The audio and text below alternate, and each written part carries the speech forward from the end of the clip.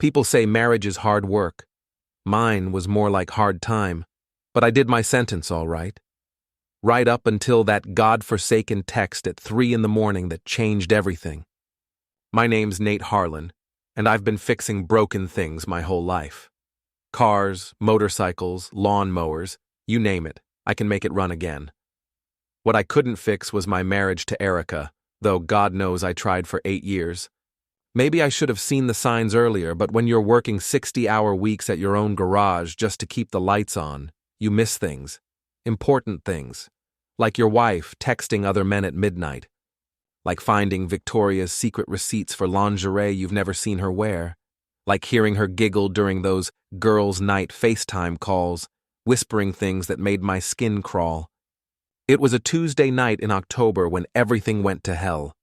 I'd been under the hood of a '98 Camaro until nearly 11, my hands black with grease, my back screaming from being bent over an engine all day. Erica was already in bed when I got home to our little house on Maple Street, or at least pretending to be. The bedroom was dark, but I could see the glow of her phone screen reflecting off the ceiling. "Working late again?" she asked, not looking up from whatever was so damn important on that phone. "Bills don't pay themselves," I said, heading for the shower. "Tommy's got 3 more cars coming in tomorrow, and the Henderson's truck needs a complete transmission rebuild." She made some non-committal sound, her fingers tapping away at the screen. I stood there for a moment, watching her in the dim light. Erica was still beautiful at 36, blonde hair that caught the light just right, green eyes that used to look at me like I was the only man in the world. Now those eyes barely acknowledged I existed. I showered off the day's grime and crawled into bed around midnight. Erica had rolled away from me, clutching her phone like a lifeline. I closed my eyes and tried to sleep, but something felt wrong. The air in the room was thick with secrets and lies I couldn't quite name yet. At 3:17 a.m., my phone buzzed on the nightstand. I reached for it, squinting at the bright screen. A text from Erica, even though she was lying right next to me. My blood went cold as I read the words that would end my marriage. "I'm at Jake's house. Come pick me up or we're done. Jake Foster." I knew that name. Erica's old boyfriend from high school, the one she always claimed was just a friend. The one who owned Murphy's Tavern downtown, who was married to Megan and expecting their first kid any day now. I looked over at Erica's side of the bed. Empty. The sheets were cold. My hands shook as I typed back, "We're done then." But I wasn't done. Not by a long shot. I grabbed my laptop and opened the Find My iPhone app. Erica's location popped up immediately, Jake's address on Elm Street, just like she'd said. The little blue dot sat there, mocking me, showing me exactly where my wife was at 3 in the morning. I took a screenshot of her location. Then I opened Facebook and found Megan Foster's profile. Poor Megan, 8 months pregnant and probably sleeping peacefully, while her husband was screwing my wife in their guest room. I attached the screenshot to a message and typed, "You might want to check your guest room. I'm sorry you had to find out this way." I hit send before I could change my mind. Then I sat back and waited for the fireworks to begin. I didn't sleep. How could I? Instead, I sat in my kitchen with a cup of black coffee, watching the sun come up over our quiet little Maine town. The same town where Erica and I had built what I thought was a life together. The same town where everyone knew everyone else's business, usually before they knew it themselves. At 6:43 a.m., my phone started ringing. Erica's name flashed on the screen. I let it go to voicemail. She called again, and again. By the 4th call, I was almost enjoying it. The pounding on my front door started at 7:15. "Nate! Open this door right now." Erica's voice was shrill, desperate. "We need to talk." I walked to the window and peered through the blinds. There she was, still wearing the same clothes from yesterday, her blonde hair a mess, mascara streaked down her cheeks. 2 suitcases sat on my front porch beside her. Mrs. Belle from next door was already out in her garden, pretending to water her roses while she watched the show. That woman had better intelligence-gathering skills than the CIA. "Nate, please." Erica pounded on the door again. "I can explain everything." I opened the door just wide enough to see her face. Up close, she looked like hell. Good. "Explain what, exactly?" I asked, keeping my voice calm. "Explain how you accidentally ended up at Jake's house at 3 in the morning. Explain how your clothes accidentally fell off. Explain how his wife accidentally kicked you both out when she found you." Erica's face crumpled. "It's not what you think. It's exactly what I think," I cut her off. "And apparently, it's exactly what Megan Foster thinks too." "You told Megan?" The color drained from her face. "Oh God, Nate, what did you do?" "I told the truth." Novel concept, I know. She tried to push past me into the house, but I blocked her way. "This is my house too. You can't just lock me out." "Actually, I can. My name's on the deed. Yours isn't, remember? You said you didn't want the responsibility of homeownership." That was true. When we'd bought the house 5 years ago, Erica had insisted she didn't want her name on the mortgage or the deed, said it was too much pressure. Now I understood why. It's a lot easier to walk away from something when you don't actually own it. "Where am I supposed to go?" she asked, tears streaming down her face. "I don't know. Maybe Jake has some suggestions. Oh, wait. I heard his wife threw him out too. Maybe you two can get a nice little apartment together." I started to close the door, but she grabbed the frame. "Nate, please. I made a mistake. It was one night. It didn't mean anything." "One night?" I laughed, and it came out bitter and harsh. "Erica, I've been finding evidence of your mistake for months. The receipts, the texts, the late nights, the lies. Did you really think I was that stupid?" Mrs.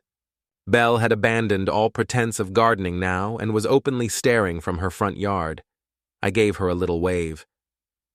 "We have an audience," I told Erica. "Might want to keep your voice down unless you want the whole neighborhood to know what a cheating piece of work you are." But Erica was past caring about appearances. "I love you," she sobbed. "I've always loved you. Jake doesn't mean anything to me." Funny way of showing it. I closed the door in her face and turned the deadbolt. She pounded on it for another 10 minutes before finally giving up. Through the window, I watched her drag her suitcases down the street, probably heading to her friend Trish's house. My phone buzzed with a text from Tommy, my business partner and best friend. "Dude, did your wife really get caught cheating with Jake Foster?" "It's all over Facebook." I texted back, "Good news travels fast." Megan Foster posted screenshots of their text messages. "Holy shit, man, I'm coming over." I made another pot of coffee and waited. This was just the beginning. Tommy showed up 20 minutes later with a box of donuts and a grin that could have powered half the town. Tommy Brennan had been my best friend since high school, the kind of guy who'd help you bury a body at 2 a.m. and never ask questions. He was also the town's unofficial gossip coordinator, which made him invaluable in situations like this. "Holy Mother of God," he said, settling into my kitchen chair with his phone already out. "Have you seen what Megan posted?" He showed me the screen. Megan Foster had indeed posted screenshots, not just of my message to her, but of text conversations between Jake and Erica going back months. Dirty, explicit texts that left nothing to the imagination.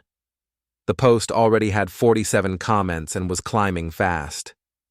"Jesus," I muttered, scrolling through the messages. She really put it all out there.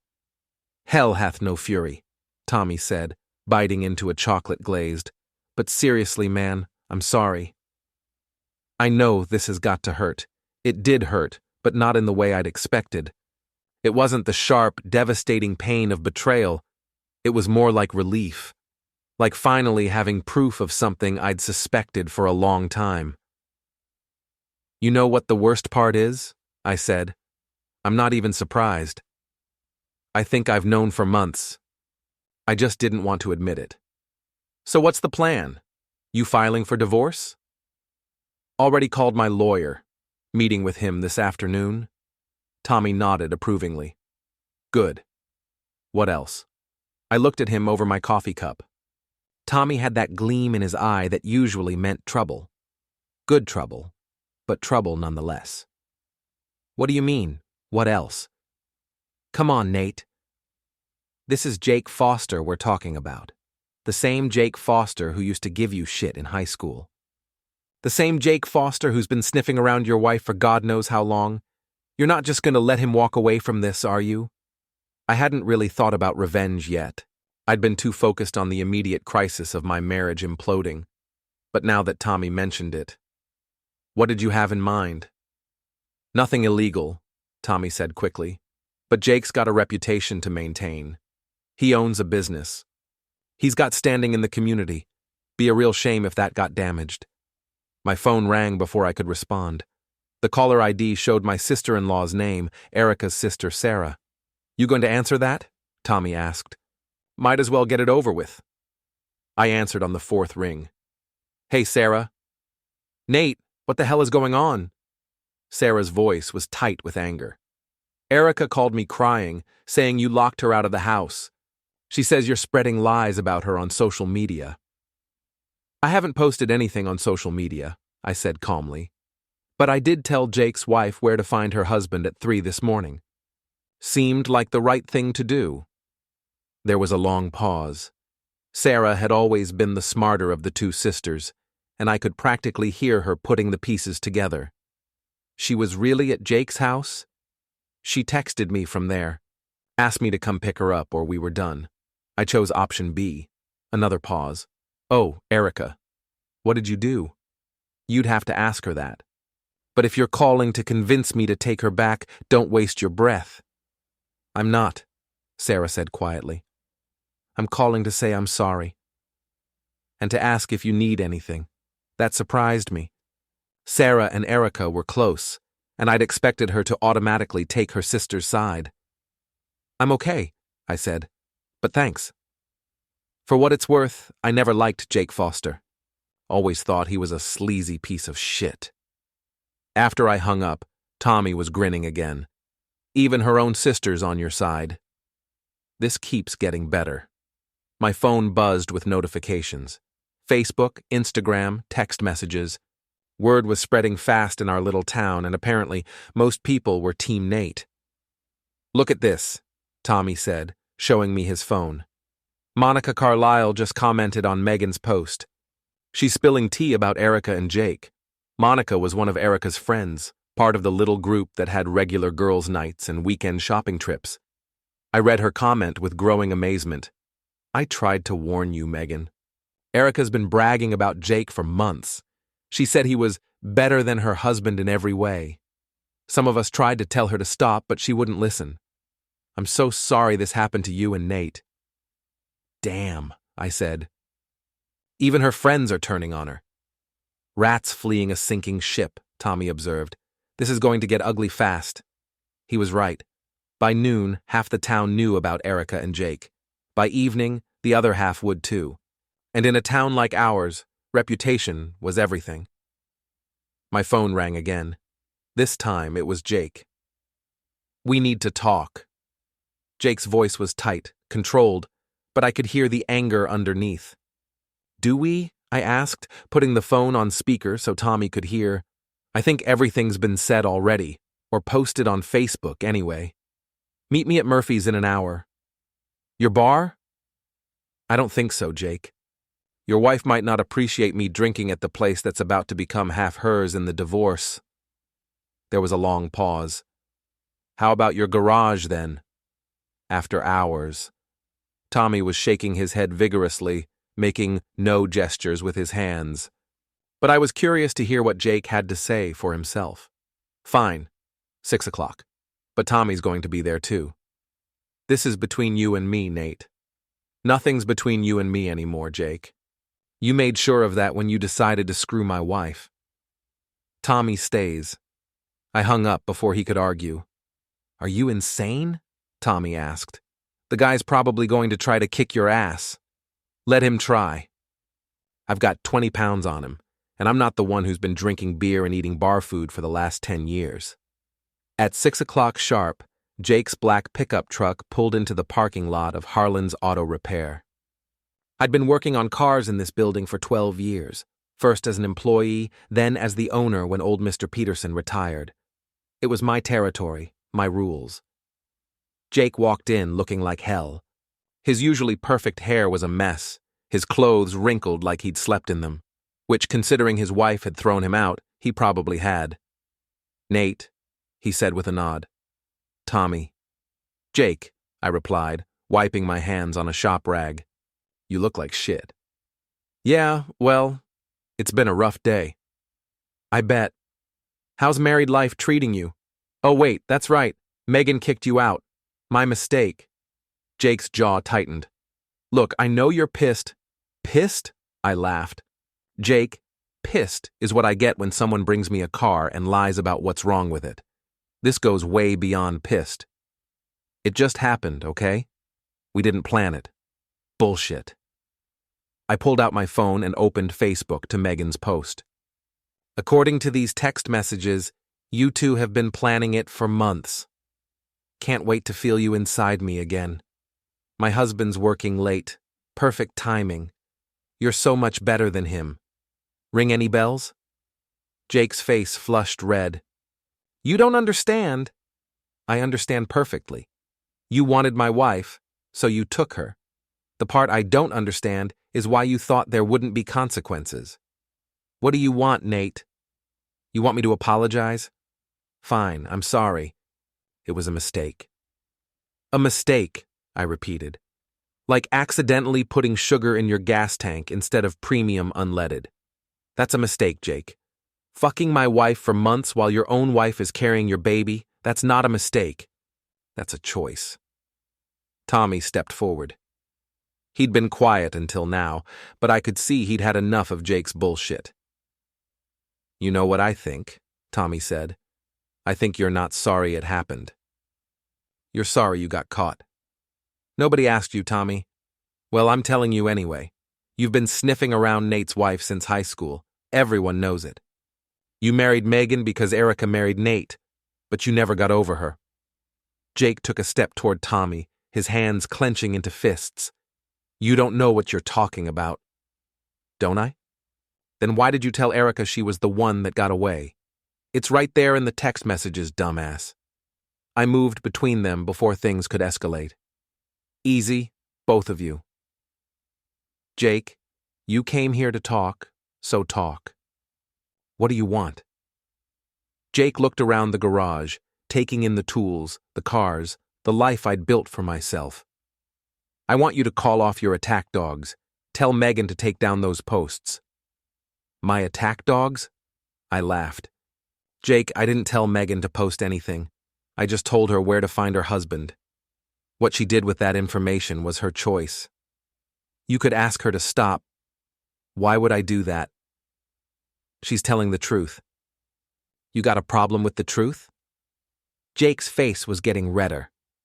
"This is destroying my business. People are canceling events, staying away from the bar. I've got employees to think about. Should have thought about that before you started thinking with your dick." "Damn it, Nate," Jake exploded. "It's not like your marriage was perfect.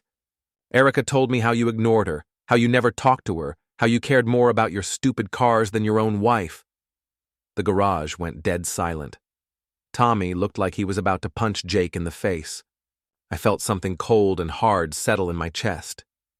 "Is that what she told you?" I asked quietly. "She said you hadn't touched her in months. Said you made her feel invisible." "Huh." I picked up a wrench from the workbench, testing its weight in my hand. "You know, Jake, that's interesting. Because 3 months ago, I planned a surprise weekend getaway for our anniversary.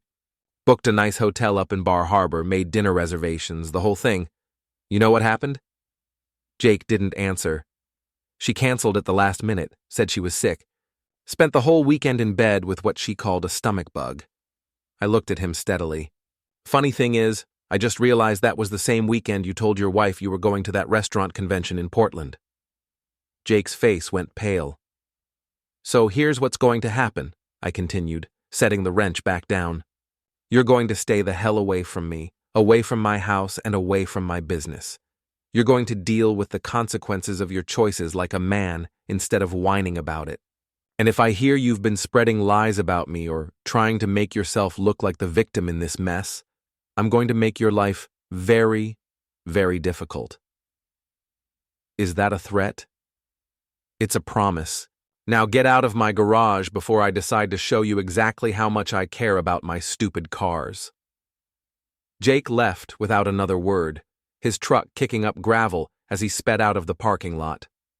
Well, Tommy said after he was gone, that went better than expected. This is just the beginning, I said. Jake's not going to just disappear, and neither is Erica. They're going to try to make me the bad guy in this. Let them try. The whole town's on your side. I hoped he was right, but I had a feeling things were about to get a lot more complicated. I was right about things getting complicated. By the next morning, Erica had launched her counteroffensive. It started with a Facebook post on her own page, a carefully crafted piece of manipulation that painted her as the victim of an abusive, controlling husband. She claimed I'd been emotionally distant for years, that I'd refused counseling, that I'd threatened her when she tried to leave. She even posted a photo of herself looking sad and vulnerable, with a caption about finally finding the courage to escape. The post had been up for less than an hour when Tommy called me. Dude, you need to see this shit, he said.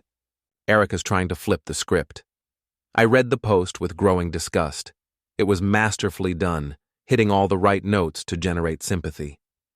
She'd even managed to work in some subtle digs at my business, implying that I was so obsessed with work that I'd neglected my marriage. But Erica had made one crucial mistake. She'd underestimated how small our town really was and how many people had witnessed our marriage firsthand. The comments section was a battlefield. Monica Carlisle had commented first. Erica, stop. Just stop. We were all there for girls' night when you bragged about cheating. You said Nate was boring and Jake was exciting. Don't try to rewrite history. Sarah, Erica's own sister, had added, I love you, but this isn't fair to Nate. He's a good man who didn't deserve what you did to him. Even Mrs. Bell, my nosy neighbor, had chimed in, I've lived next to Nate and Erica for 5 years. He mowed my lawn when I was sick, fixed my car for free, and shoveled my driveway every winter. Never heard him raise his voice once. Can't say the same about his wife. By noon, Erica had deleted the post. But screenshots live forever, and Tommy had made sure to save everything. She's desperate, he said, showing me his phone. Look at this. He'd captured a series of private messages Erica had sent to various people around town, trying to drum up support for her version of events. Most people had ignored her, but a few had shared the messages with Tommy. One message sent to her friend Trish was particularly revealing. I need people to back up my story about Nate being controlling. Jake says if we can make Nate look bad, people will stop judging us. So Jake's coaching her, I said. Figures. Gets better. Look at this one. The next message was to her boss at the marketing firm where she worked. I might need some time off to deal with my divorce. My husband is making threats, and I don't feel safe. She's trying to get ahead of the story at work, Tommy observed. Probably figures you might call her boss about the cheating. I hadn't planned on it, but now that he mentioned it. You know, I said slowly, Erica's boss might be interested to know that she's been using company time to carry on her affair. All those lunch meetings with clients, all those late nights at the office. I bet if someone looked at her phone records, they'd find a lot of calls to Jake during business hours. Tommy grinned. Now you're thinking like a proper vengeful husband. My phone buzzed with a text from an unknown number. This is Megan Foster. Can we meet? I have some things I think you should see. I showed the message to Tommy. Interesting, he said. The plot thickens. I texted back, when and where? Coffee shop on Main Street. 1 hour. An hour later, I was sitting across from Megan Foster in a corner booth at Rosie's Diner, trying not to stare at her very pregnant belly. She looked tired but determined, with a stack of papers and her phone on the table between us. "Thank you for meeting me," she said. "I know this is awkward." "It's not your fault," I replied. "You didn't do anything wrong." "Neither did you." She slid a manila envelope across the table. "But I think we can help each other." I opened the envelope and found bank statements, credit card bills, and printed emails, all in Jake's name. "He's been spending money on her for months," Megan explained. "Hotel rooms, dinners, gifts. He told me it was business expenses for the bar. I didn't question it because I trusted him." I flipped through the papers, my anger building with each page. Expensive restaurants, weekend getaways, jewelry purchases. All while I'd been working overtime to pay for the house Erica claimed to love. "There's more," Megan continued. "Jake's been talking about leaving town, starting fresh somewhere else. He thinks if he can convince Erica to go with him, they can just disappear and let the gossip die down. He wants to run away? He's scared. The bar's losing money, people are talking, and his reputation is shot. He thinks running is his only option." I looked at Megan more carefully. She was younger than Erica, probably in her early 30s, with dark hair and intelligent eyes. Jake was an idiot for throwing this away. "What do you want from me?" I asked. "I want them to face consequences. Real consequences. Jake thinks he can just walk away from this mess and start over somewhere else, leaving me to raise our baby alone. I want him to understand that actions have results." "What did you have in mind?" Megan smiled, and for the first time since I'd met her, she looked genuinely happy. "I've been thinking about that. Jake's business is failing because people don't want to support a cheater, but what if we gave them more reasons to stay away?" "I'm listening." "The Fall Festival is next weekend. Jake sponsors a booth every year, tries to drum up business for the bar. What if we made sure everyone in town knew exactly what kind of man Jake Foster really is?" I thought about it. The Fall Festival was the biggest event of the year in our little town. Everyone would be there. Families, kids, elderly couples, teenagers on dates. It was wholesome, community-focused, the kind of place where reputation mattered. "What do you have in mind?" I asked. Megan's smile got wider. "Leave that to me. I just need you to make sure Jake and Erica show up." "How am I supposed to do that?" "You'll think of something." "You seem like a resourceful man." As I drove home, I found myself actually looking forward to the weekend for the first time in months. Jake and Erica wanted to play games? Fine. But they were about to learn that some games have consequences they never saw coming. The Fall Festival was held every year in the town square, with local businesses setting up booths, families bringing picnic lunches, and kids running around with cotton candy and balloon animals. It was Norman Rockwell come to life, the kind of wholesome American event that made you believe in small-town values, which made it the perfect place to destroy Jake Foster's reputation completely. I'd spent the week working with Megan on our plan. She'd turned out to be surprisingly devious for a pregnant librarian, with a talent for revenge that would have impressed Machiavelli. Together, we'd crafted something that would humiliate Jake and Erica in the most public way possible. The festival opened at 10 a.m. on Saturday. By 10:30, Jake was working his booth, serving beer and handing out flyers for Murphy's Tavern. He looked nervous, constantly scanning the crowd like he expected trouble. Erica was there too, playing the role of supportive girlfriend. She'd dressed carefully for the occasion, sundress, cardigan, minimal makeup, trying to look innocent and wholesome. The wronged woman who'd finally found happiness. It might have worked, if not for the karaoke stage. Every year, the festival featured a karaoke competition in the afternoon. Local residents got up and sang everything from country classics to pop hits, with prizes for the best performances. It was always one of the most popular events, drawing huge crowds. This year, Megan had volunteered to help organize the karaoke competition. At 2 o'clock, the MC took the stage.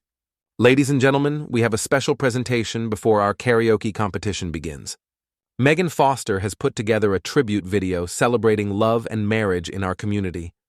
I was standing near the back of the crowd with Tommy, both of us trying not to grin too obviously. Jake and Erica were near the front, probably thinking they were about to see some sappy montage of local couples. The big screen behind the stage lit up with the title, True Love, a Celebration. It started innocently enough. Photos of elderly couples who'd been married for 50 years, young families with new babies, high school sweethearts at prom. The crowd was smiling, pointing out people they recognized. Then the tone shifted. But not all relationships are built on trust and honesty, the narrator said in a voice that sounded suspiciously like Megan's. Some people make different choices. The screen filled with screenshots of text messages between Jake and Erica. Not the most explicit ones. This was a family event after all, but damning enough. Messages about secret meetings, complaints about their respective spouses, declarations of love and lust. The crowd went silent. I could see Jake's face from where I stood, and he looked like he'd been hit by a truck. Erica was tugging on his arm, trying to get him to leave, but he seemed frozen in place. These messages were sent over a period of 6 months, the narrator continued, while both parties were married to other people. Jake Foster, owner of Murphy's Tavern, and Erica Harlan, wife of local business owner Nate Harlan. More screenshots appeared, including photos Jake had sent to Erica. Nothing pornographic, but intimate enough to make it clear what kind of relationship they'd been having. The affair culminated last Tuesday night when both parties were discovered by their spouses, the video continued. Mr. Foster's wife, Megan, is 8 months pregnant with their first child. The crowd was starting to murmur now, voices rising in anger and disgust.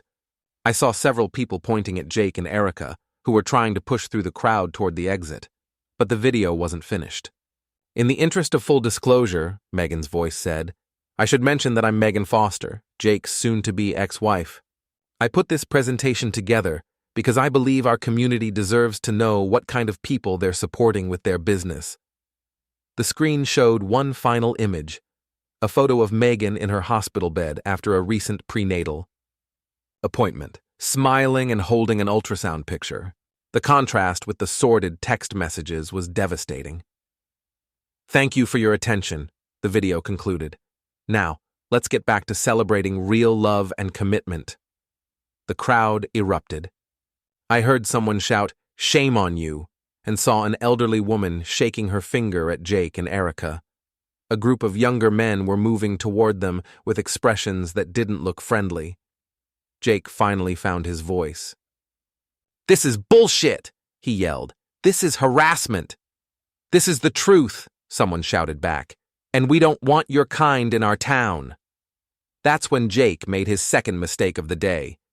Instead of trying to defuse the situation or leave quietly, he decided to fight back. You people don't know anything, he screamed.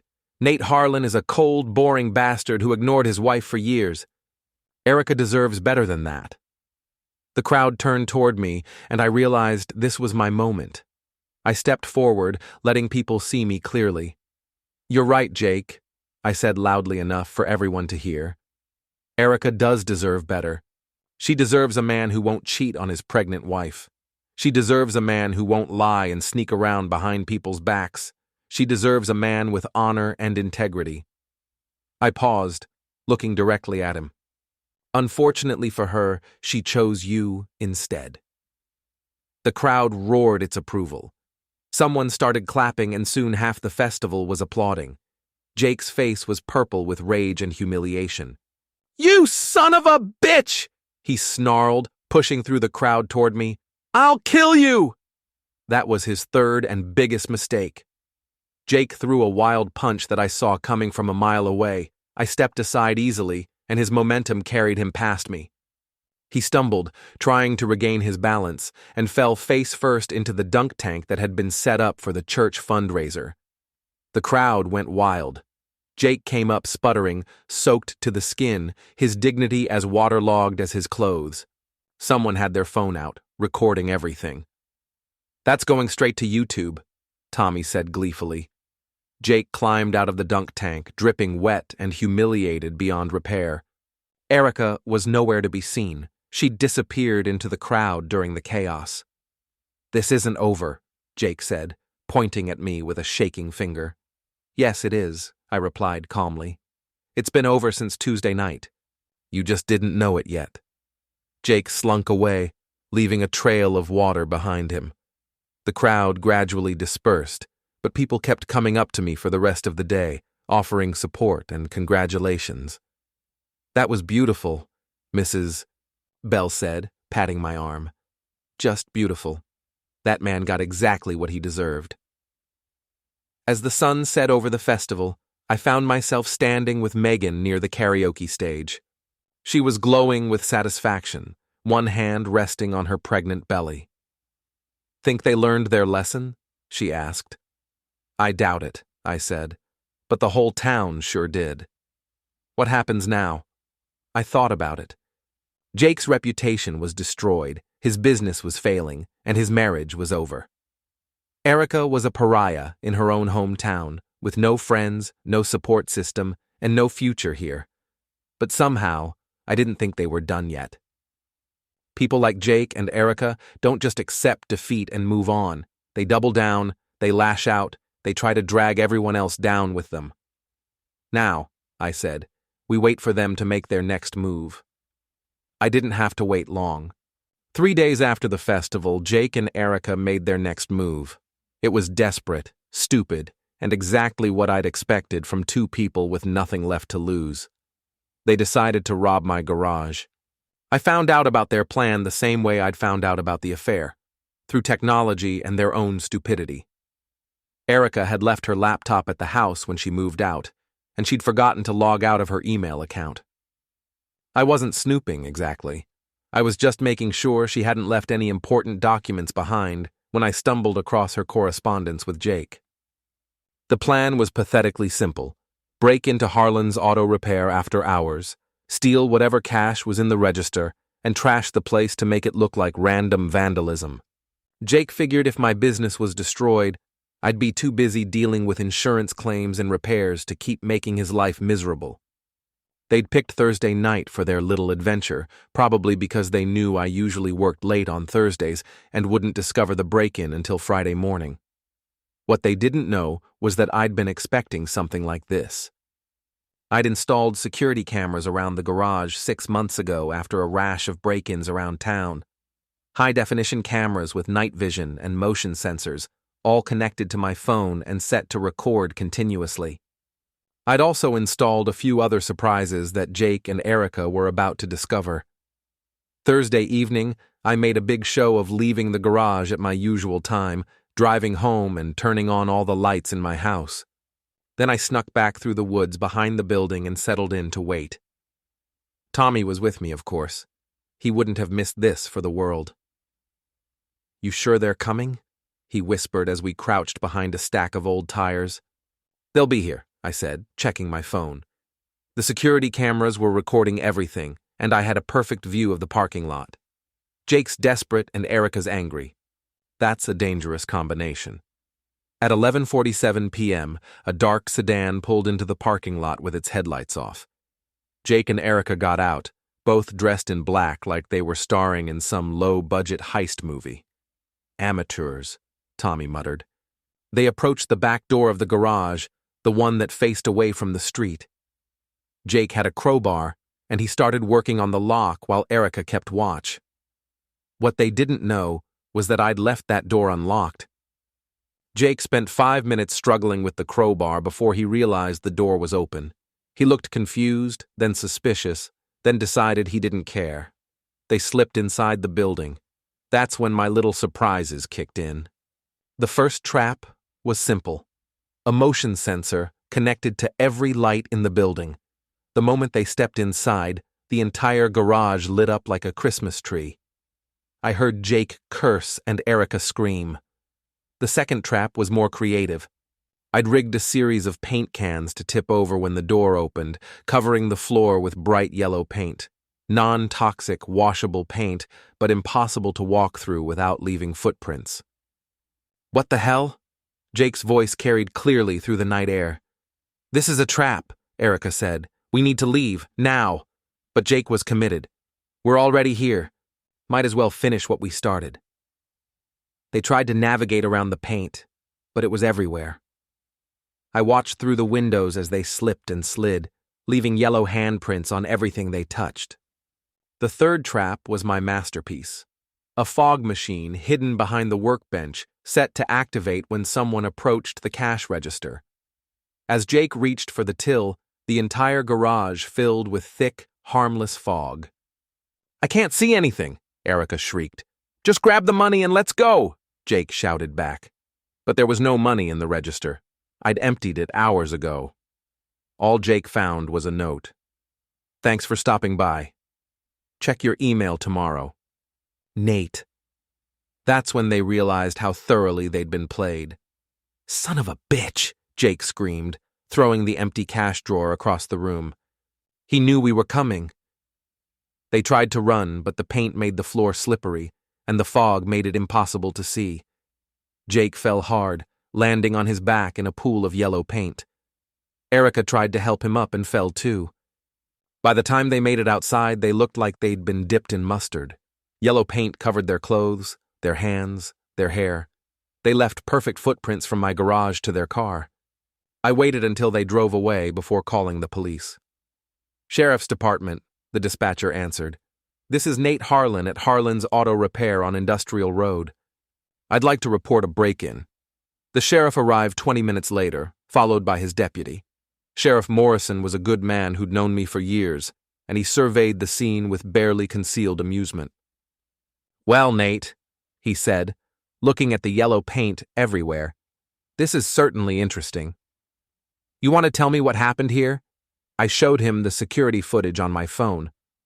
The cameras had captured everything in perfect detail.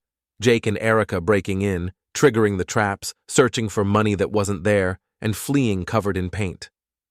"That's definitely breaking and entering," Deputy Collins said. "And attempted theft." "Yep," Sheriff Morrison agreed.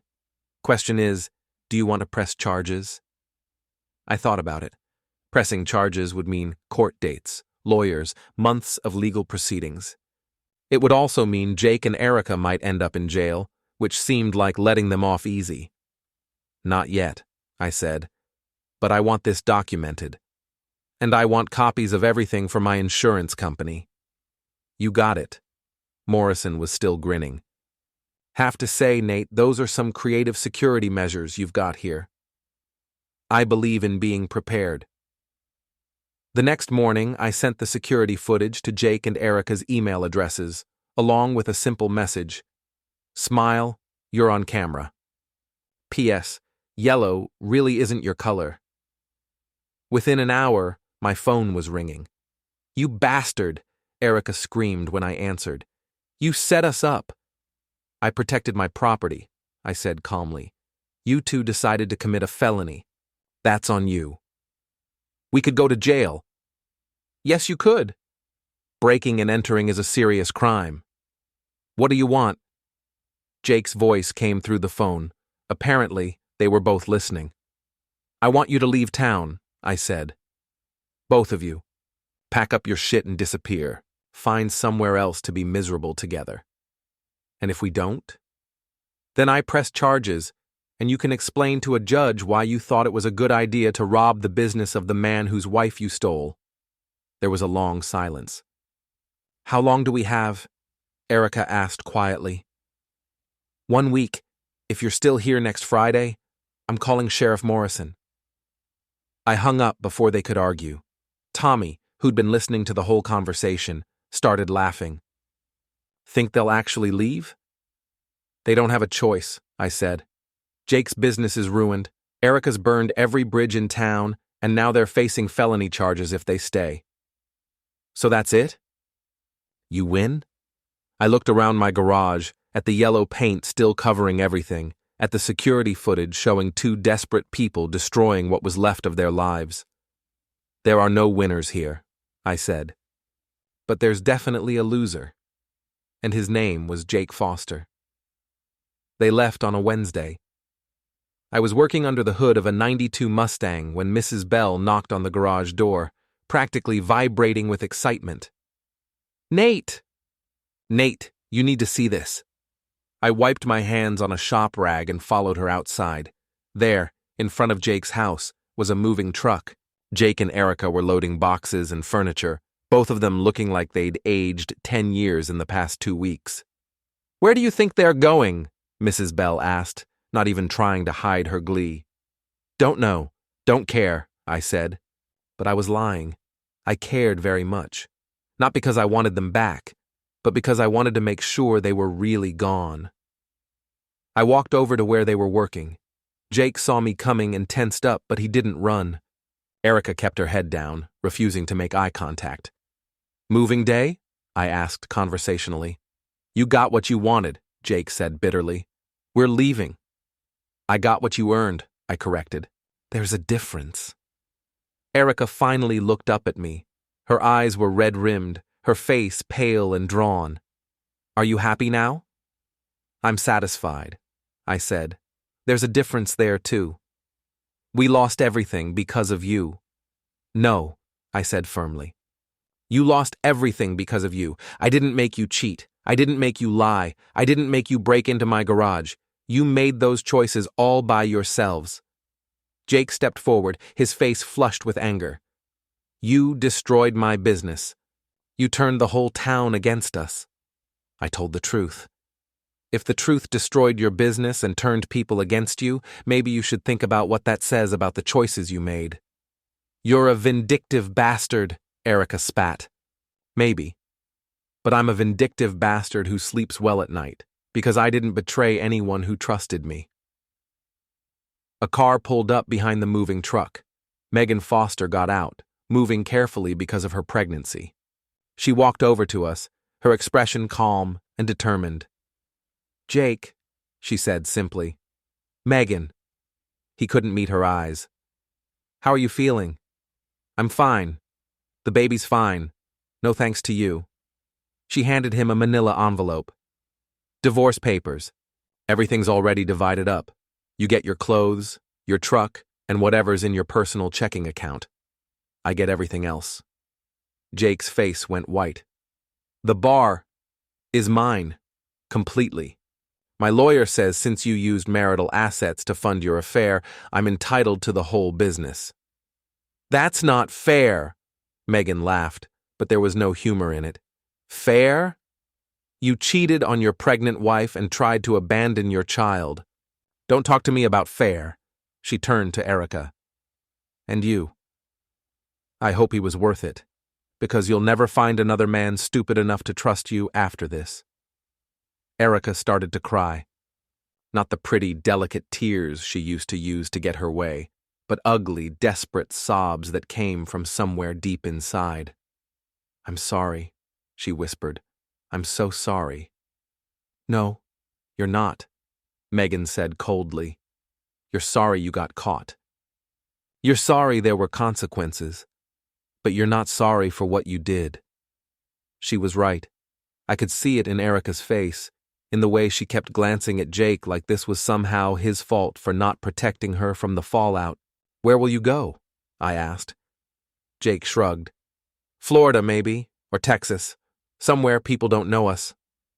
Somewhere you can start over and do this to someone else." "It won't happen again," Erica said quickly.